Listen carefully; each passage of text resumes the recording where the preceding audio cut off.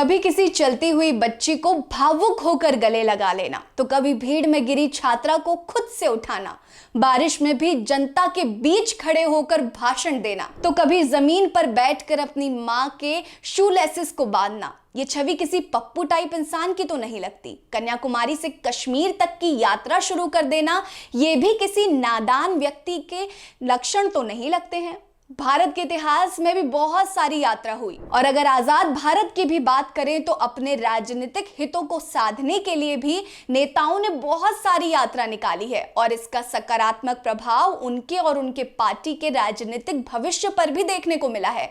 जैसे कि राजीव गांधी की संदेश यात्रा, 1991 की मुरली मनोहर जोशी के नेतृत्व की एकता यात्रा और लाल कृष्ण आडवाणी की रथ यात्रा तो सभी को याद होगी, जो भारतीय जनता पार्टी के लिए 2014 लोकसभा चुनाव में नींव या फिर कहें बुनियाद के रूप में काम कर रही थी।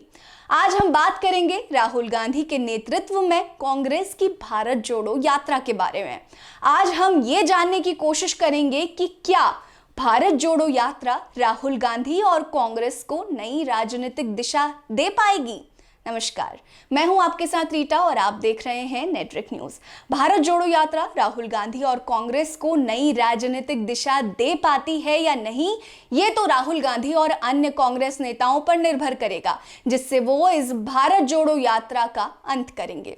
7 सितंबर को कन्याकुमारी से शुरू हुई ये यात्रा इन दिनों हजारों किलोमीटर से ज्यादा चलकर मध्य भारत के नजदीक पहुंच चुकी है। इस भारत जोड़ो यात्रा से जहां एक तरफ भाजपा की चिंता बढ़ रही है, तो वहीं दूसरी तरफ कांग्रेस राहुल के इस परिपक्व और जिम्मेदार रूप को देखकर खुश दिख रही है। भारतीय जनता पार्टी भी उत्सुकता के साथ राहुल गांधी और भारत जोड़ो यात्रा को देखना चाह रही है और सोच रही है कि क्या सच में राहुल की ये यात्रा भी अन्य यात्राओं की तरह पार्टी के लिए संजीवनी बूटी का काम करेगी। जनता का ये सोचना तो लाजमी भी है, क्योंकि केंद्र में बैठी भाजपा ने, या यूं कह लें कि 2014 के बाद मोदी सरकार ने हमेशा से राहुल गांधी पर राजनीतिक और व्यक्तिगत तौर पर नासमझ, अविकसित और बचकाना होने का आरोप लगाया है। आप मीडिया में कई वीडियो देख सकते हैं जिसमें प्रधानमंत्री मोदी से लेकर भाजपा के अन्य सभी नेता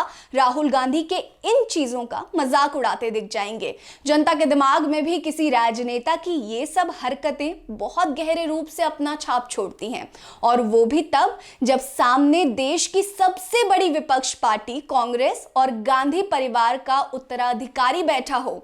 भाजपा ने हमेशा से अपने विपक्ष कांग्रेस पर कमजोर होने और देश को सही से ना चला पाने का आरोप लगाया है, और इसका सबसे बड़ा कारण राहुल गांधी को बताया है।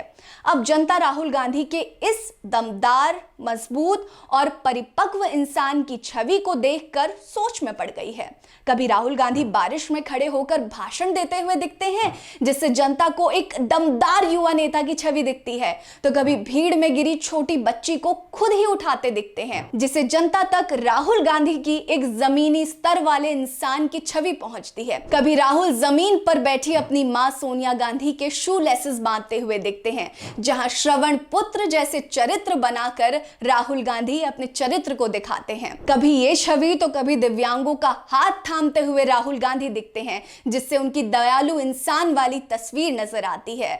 दिमाग में बनाने की ये तस्वीरें जो कोशिश की जा रही हैं, ये क्या सफल होती हैं या नहीं, ये तो आम जनता ही बताएगी।